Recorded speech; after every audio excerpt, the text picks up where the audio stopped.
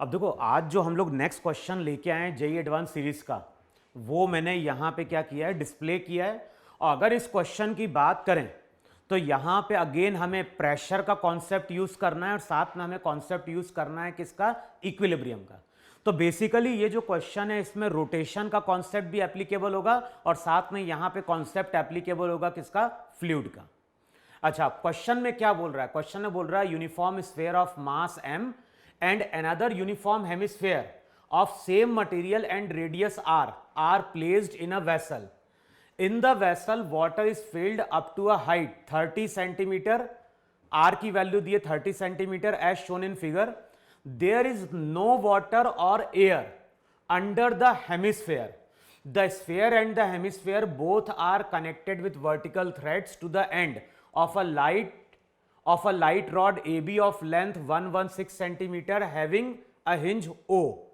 Find the distance of the hinge from the end A so that when an upward minimum pull is applied at the hinge, the sphere and the hemisphere both will simultaneously leave the bottom of the vessel. Density of the material of the sphere is 5 gram per centimeter cube and that of water is 1 gram per centimeter cube. तो question में क्या बोल रहा है, question में बोल रहा है यहां पे एक तो यहां पे शो किया है इसने हेमिस्फेयर, एक तो यहां शो किया है स्फीयर,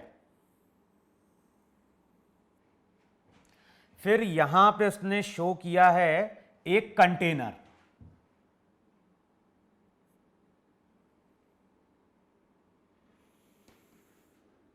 तो यहां पे हो गया कंटेनर।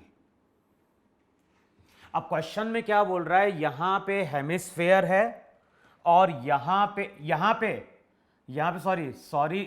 पे स्फेयर है और इस साइड यहां पे हेमिस्फेयर है। इसका रेडियस कितना दिया हुआ है, r। यहां पे एक हेमिस्फेयर है और क्वेश्चन में ये गिवन है कि जो भी हेमिस्फेयर है वो कंटेनर के बॉटम को टच कर रहा है और उसके नीचे ना तो एयर है ना ही तुम्हारी वाटर है। अच्छा, अब यहां पे फिल किया गया है वाटर और जो भी वाटर है वो किस लेवल तक फिल किया गया है, वो इस लेवल तक फिल किया गया है वहां पे।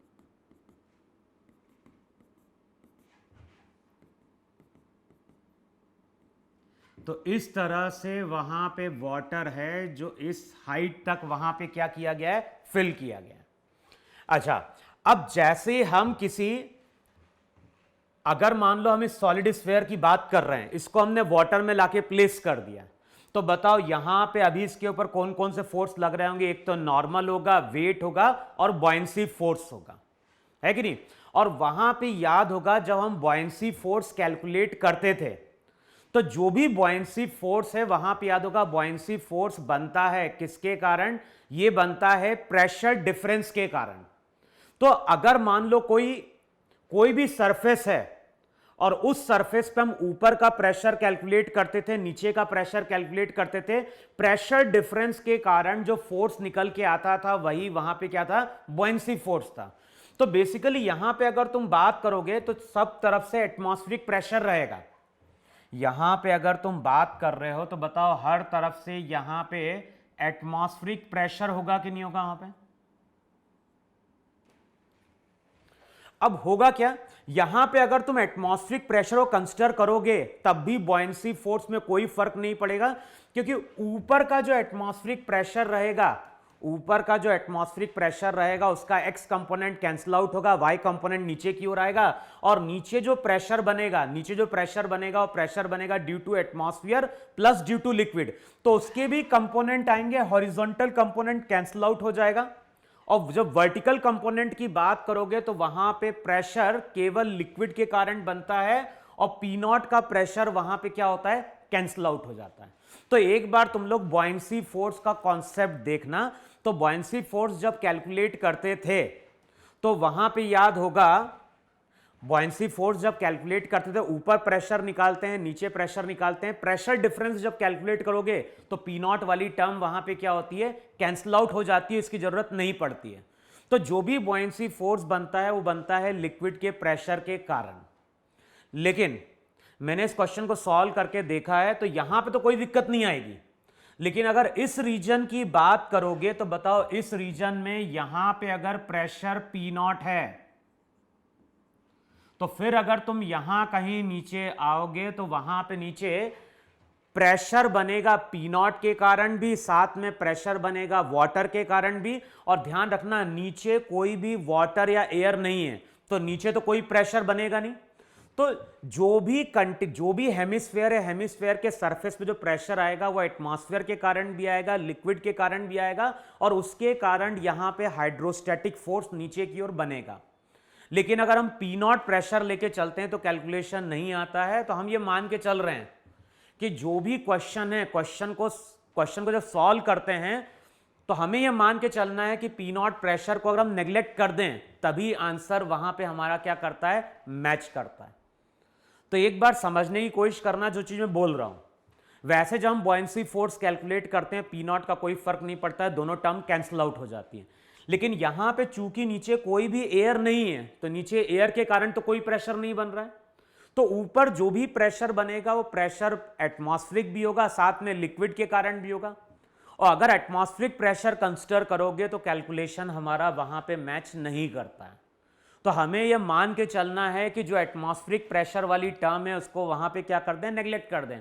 मान ले कि यहां पे कोई एटमॉस्फेरिक प्रेशर है ही नहीं, मान लो यहां पे कोई एटमॉस्फेरिक प्रेशर है ही नहीं, तभी जाके हमारा कैलकुलेशन वहां पे क्या करेगा, मैच करेगा।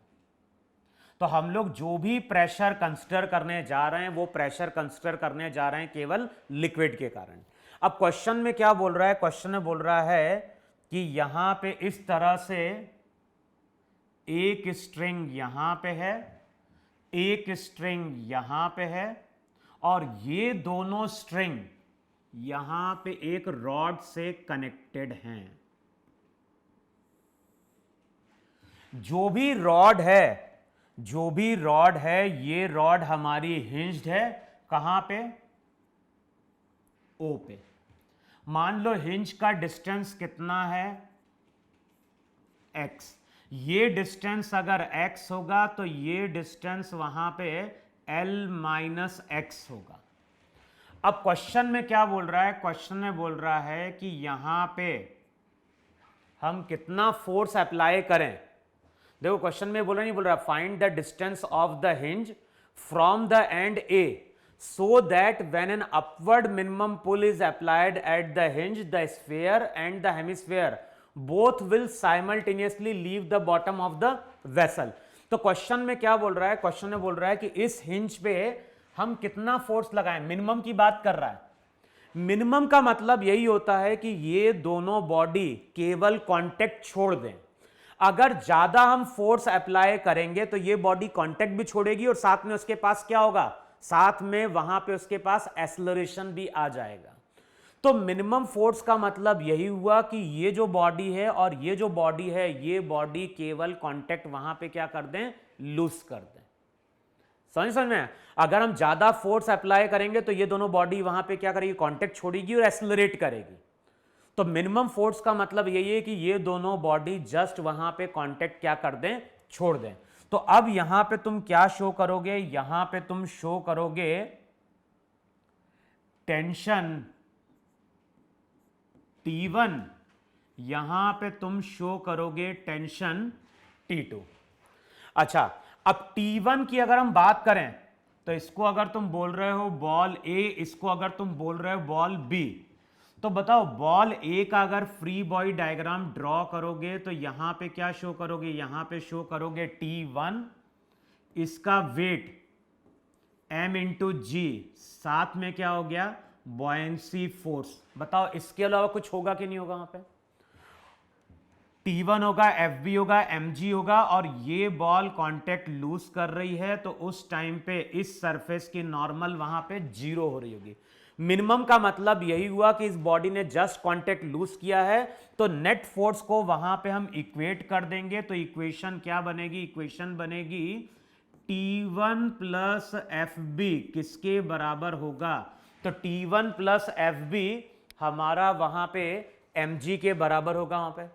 अच्छा, अब अगर इक्वेशन लिखोगे तो इक्वेशन भी यहां पे लिख लो T1। बॉयंसी फोर्स को क्या लिखोगे? बॉयंसी फोर्स को लिखोगे वॉल्यूम इनसाइड द लिक्विड। बताओ वॉल्यूम इनसाइड द लिक्विड क्या है? पूरा 4/3 होता है, तो ये हो जाएगा 2/3 pi r cube. Volume inside the liquid, density of liquid into g, किसके बराबर? m इंटू जी के बराबर। देखो है कि नहीं है? तो जो भी T1 टेंशन आएगा, T1 टेंशन की वैल्यू हो जाएगी mg minus 2/3 pi r cube rho l into g. देखो चेक करो, मिनिमम फोर्स का मतलब यही हुआ कि इस बॉडी ने कांटेक्ट छोड़ा है और इसका एक्सेलरेशन 0 है, तो हमने नेट फोर्स को बैलेंस कर दिया, तो यहां से हमें T1 मिल गया। अब अगर हमें T2 कैलकुलेट करना है, तो ये जो हेमिस्फेरिकल बॉल है इसका हमें क्या करना पड़ेगा? फ्री बॉडी डायग्राम ड्रॉ करना पड़ेगा।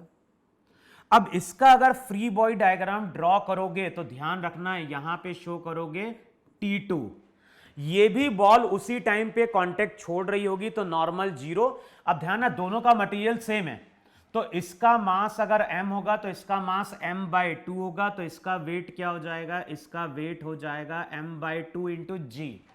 अब ध्यान रखना, यहां पे तो हमने बात करी किसकी? बॉयंसी फोर्स की, लेकिन यहां पे अगर हम बात करेंगे तो यहां पे नीचे ना तो कोई पानी है ना एयर है, तो ऊपर जो भी प्रेशर आएगा वो प्रेशर बन रहा होगा केवल लिक्विड के कारण। एटमॉस्फेरिक प्रेशर को हम नेग्लेक्ट करते हैं, तभी हमारा कैलकुलेशन वहां पे क्या करता है? मैच करता है। तो यहां पे हमें क्या शो करना है? यहां पे हमें शो करना है प्रेशर किसके कारण? लिक्विड के कारण। और लिक्विड के कारण जो प्रेशर आएगा वो प्रेशर इस तरह से आ रहा होगा, और देख के ही पता चल रहा है कि इस प्रेशर के हॉरिजॉन्टल कंपोनेंट कैंसिल आउट हो जाएंगे, केवल कौन से कंपोनेंट आएंगे? यानी प्रेशर के कारण, देखो प्रेशर तो नॉर्मली है, प्रेशर के कारण फोर्स आएगा नॉर्मली। फोर्स के दो कंपोनेंट होंगे, एक होगा हॉरिजॉन्टल, एक होगा vertical. Horizontal component same point पे कैंसिल आउट हो जाएगा, तो केवल वाई कंपोनेंट आएगा, तो उसको यहां पे मैंने डिनोट कर दिया Fy से। और Fy को अभी हम कैलकुलेट करेंगे कि कैसे कैलकुलेट करना है।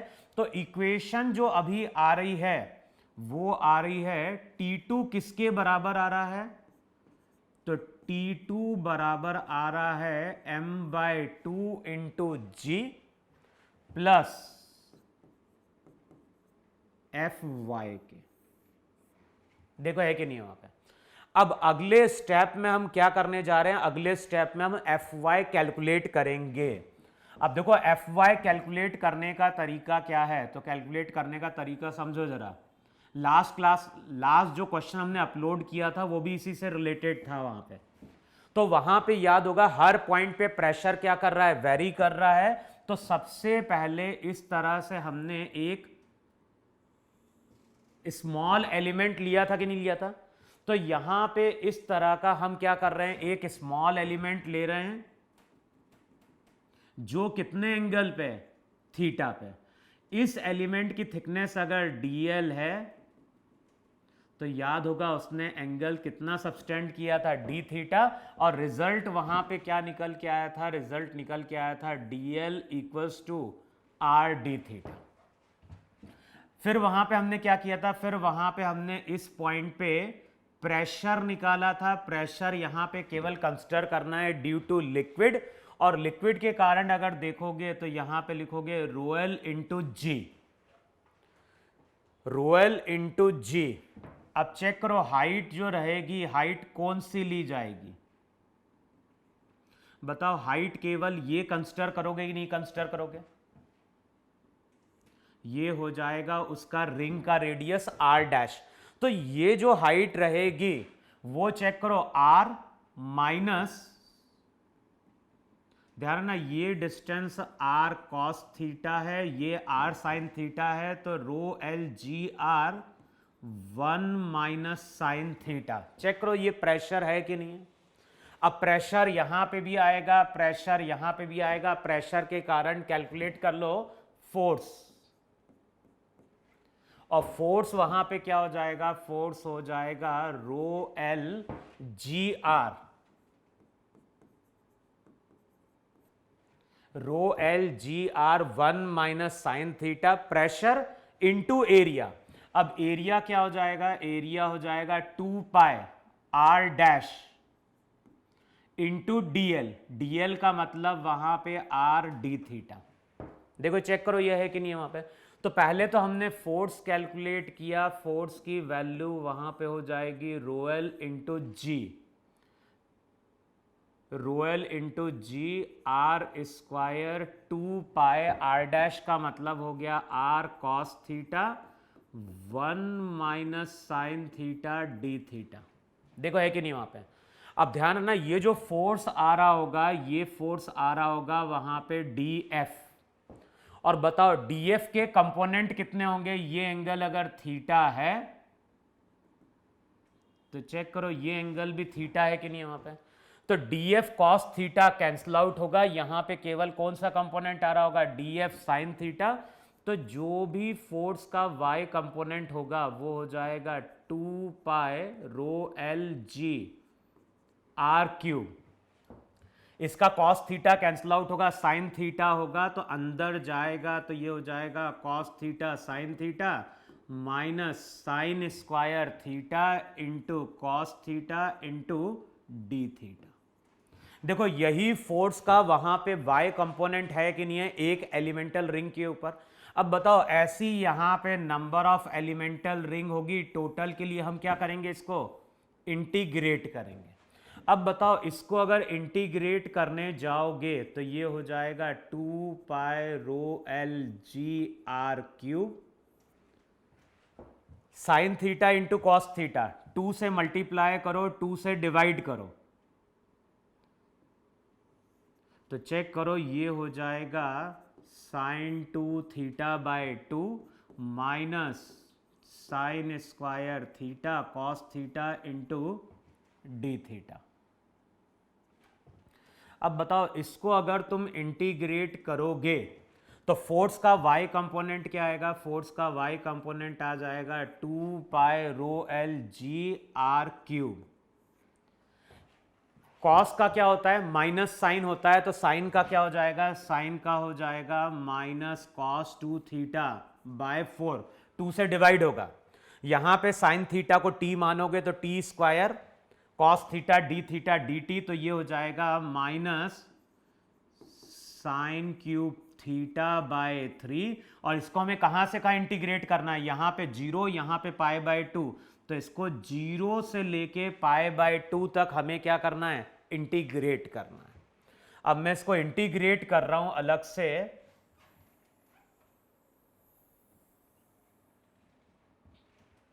अब बताओ जब इंटीग्रेट करोगे तो जो भी फोर्स का y कंपोनेंट रहेगा वो निकल के आएगा 2 pi rho l g r cube, 2 pi rho l g r cube. अब वैल्यू पुट करो वहां पे, यहां पे अगर 90 पुट करोगे cos 180 minus 1 minus minus plus, तो ये हो जाएगा 1/4 माइनस 1/3। देखो है कि नहीं है, upper limit minus lower limit, तो माइनस यहां पे क्या हो जाएगा cos 0 1 माइनस 1/4, तो माइनस माइनस क्या हो जाएगा प्लस। देखो चेक करो आ रहा है कि नहीं आ रहा है।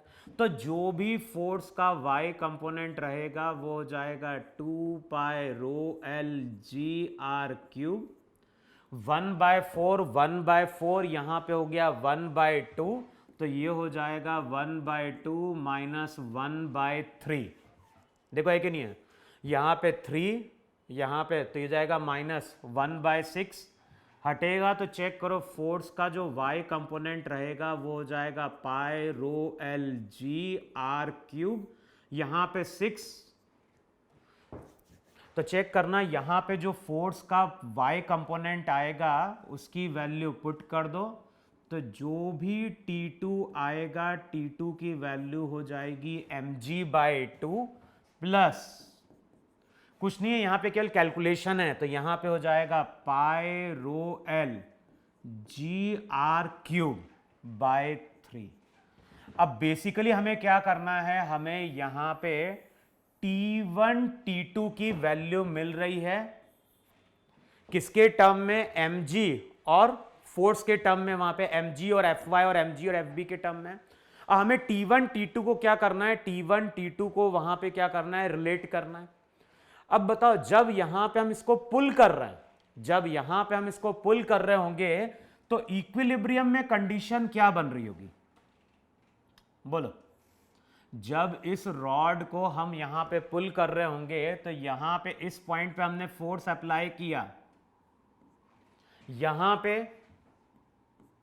T1, T1 कैसा टॉर्क क्रिएट करेगा, T1 टॉर्क क्रिएट करेगा यहां पे एंटी क्लॉकवाइज, और T2 टॉर्क वहां पे कैसे क्रिएट कर रहा होगा, T2 टॉर्क वहां पे क्रिएट कर रहा होगा क्लॉकवाइज। देखो चेक करो है कि नहीं है वहां पे भाई। जब हम इसको खींचेंगे, जब इसको हम खींचेंगे तो ये रॉड हमारी कैसी रहनी चाहिए, ये रॉड हमारी वहां पे हॉरिजॉन्टल रहनी चाहिए। देखो चेक करो यही कॉन्सेप्ट है कि नहीं है वहां पे। क्वेश्चन में क्या लिए बोल रहा है, मिनिमम फोर्स। तो भाई जिस टाइम पे हम खींचेंगे रॉड हमारी इक्विलिब्रियम में रहेगी, रॉड अगर हमारी इक्विलिब्रियम में रहेगी तो टॉर्क को इक्वेट करो। तो इक्वेशन जब तुम इक्वेट करने जाओगे तो यहां पे लिखोगे T1 इंटू एक्स, और ये किसके बराबर होगा, ये बराबर होगा T2 into l minus x के। देखो चेक करो यहां पे, यहां से हम ऐसा बोलते हैं T1 into x equals to क्या हो गया, T2 into l minus x. अच्छा यहां से भी हम कुछ बोल सकते हैं क्या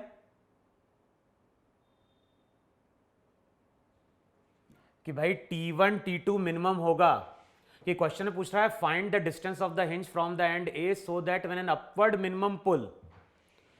तो मिनिमम की जब हम बात कर रहे होंगे तो वहां पे इन दोनों का टॉर्क भी क्या हो गया, बैलेंस आउट हो गया। तो चेक करो T1 into x equal to T2 into l minus x.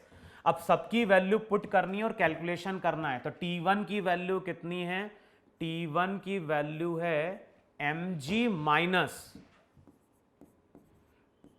2/3 pi r cube rho l into g, साथ में हो गया x equals to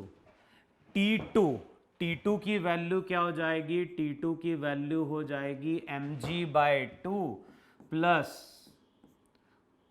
pi rho l g r cube by 3 into l minus x. देखो check करो जरा, ये equation सही लिखी नहीं लिखी है वहां पे। तो एक तो इक्वेशन ये बन रही है कि वहां पे T1 ये बॉडी कांटेक्ट छोड़ रही है, तो मिनिमम का मतलब यही हुआ कि इन दोनों का एक्सेलरेशन 0 होना चाहिए। और वहां पे हमने रॉड के लिए इक्विलिब्रियम को क्या कर दिया, रोटेशनल इक्विलिब्रियम अप्लाई किया, तो ये हमारी इक्वेशन बन गई वहां पे। अब अगले स्टेप में हम क्या करें, एक्स से डिवाइड कर दें वहां पे। देखो चेक करो सब वैल्यू सही पुट करी नहीं पुट करी,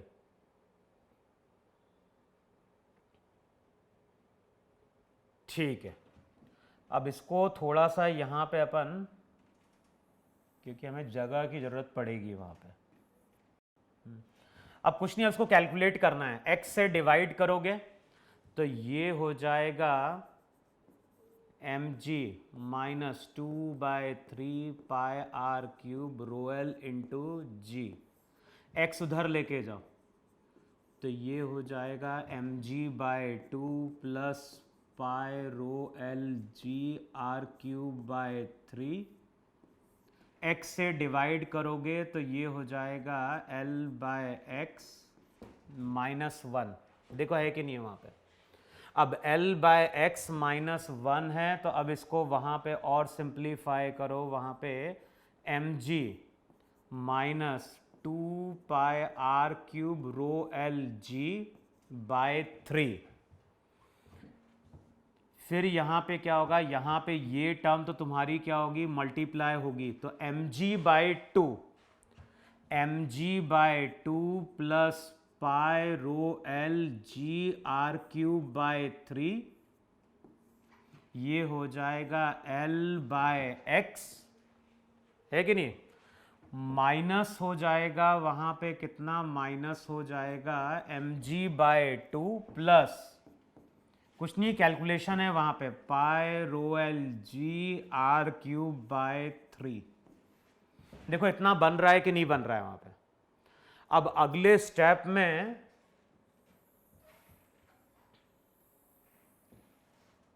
अब जरा कैलकुलेशन चेक कर लो जल्दी से जरा।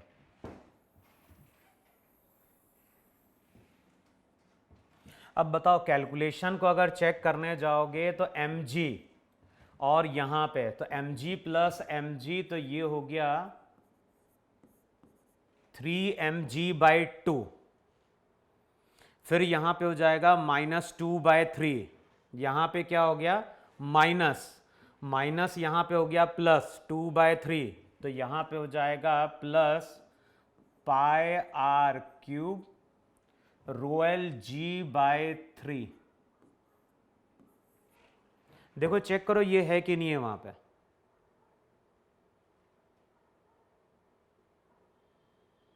यही बनेगा ना, mg प्लस mg/2, यहां पे माइनस है, ये जाके वहां पे हो जाएगा प्लस, तो pi r cube rho l g/3 equals to, अब यहां पे क्या बचेगा, यहां पे बचेगा mg/2 plus pi rho l g/3 into हो गया वहां पे L/x। देखो है कि नहीं है। अब कुछ नहीं, केवल कैलकुलेशन है, अगर कैलकुलेशन कर पाओगे तो आंसर वहां पे तुम्हें मिल जाएगा। और इसको अगर फर्दर सिंप्लीफाई करोगे तो बताओ यहां पे क्या लिखोगे, 3/2। मास को क्या लिखोगे, मास जो रहेगा उसको लिखोगे बॉल की डेंसिटी इंटू वॉल्यूम। वॉल्यूम क्या हो जाएगा, 4/3 पाई आर क्यूब। देखो है कि नहीं वहां पे। तो अब इक्वेशन में क्या करना है, 3/2g, 3/2 मास की जगह लिख देना वहां पे density into 4/3 pi r cube into g minus pi r cube rho l g/2 equals to, mass की वैल्यू पुट कर दो वहां पे। तो चेक करोगे तो यहां पे क्या आ जाएगा, यहां पे वैल्यू आ जाएगी 2 से 2 तो कैंसिल आउट हो जाएगा। तो चेक करो वहां पे 2/3 rho b g pi r cube बनेगा कि नहीं बनेगा वहां पे। भाई m की वैल्यू पुट करोगे 2/3 रो बी पाई आर क्यूब जी, ठीक है ना, प्लस यहां पे क्या हो जाएगा pi rho l g/3 into हो जाएगा L/x। देखो है कि नहीं है वहां पे।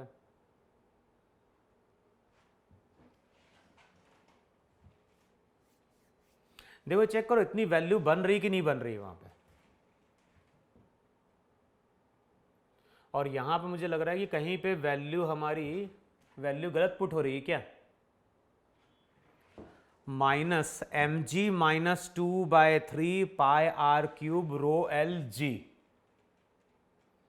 तो एक बार चेक करो वहां पे कैलकुलेशन जो है, कैलकुलेशन पार्ट हम लोग सही कर रहे हैं कि नहीं कर रहे हैं वहां पे।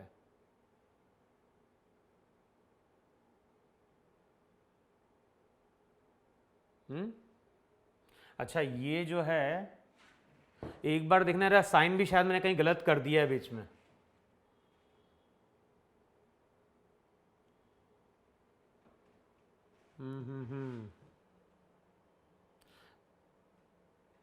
एक बार तुम लोग चेक करना वहां पे जो इक्वेशन है, इक्वेशन मैंने लिख दी थी वहां पे, एक बार कैलकुलेशन वाला पार्ट चेक करना, और जो आंसर दिया है बुक में सबकी वैल्यू जब पुट करोगे तो x जो आता है, x आता है वहां पे 44 सेंटीमीटर।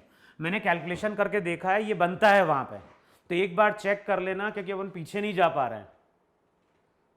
तो यहां पे चेक करना वैल्यूज जो है ना, साइन जो लिया है अपन ने ऐड या सब्ट्रैक्ट करने में, वो कहीं पे अपन ने साइन वहां पे क्या कर दिया, गलत कर दिया। तो एक बार तुम लोग कैलकुलेशन करना और कैलकुलेशन चेक करना x की वैल्यू 44 सेंटीमीटर आ रही है कि नहीं आ रही है। तो मैं क्वेश्चन को यहीं पे छोड़ रहा हूं क्योंकि कैलकुलेशन पार्ट है। तो तुम लोग कमेंट करके बताना कि आंसर इतना बन रहा है या नहीं बन रहा है। ठीक है, तो इसको नोट डाउन करो और कैलकुलेशन एक बार वहां पे क्या करो, चेक करो।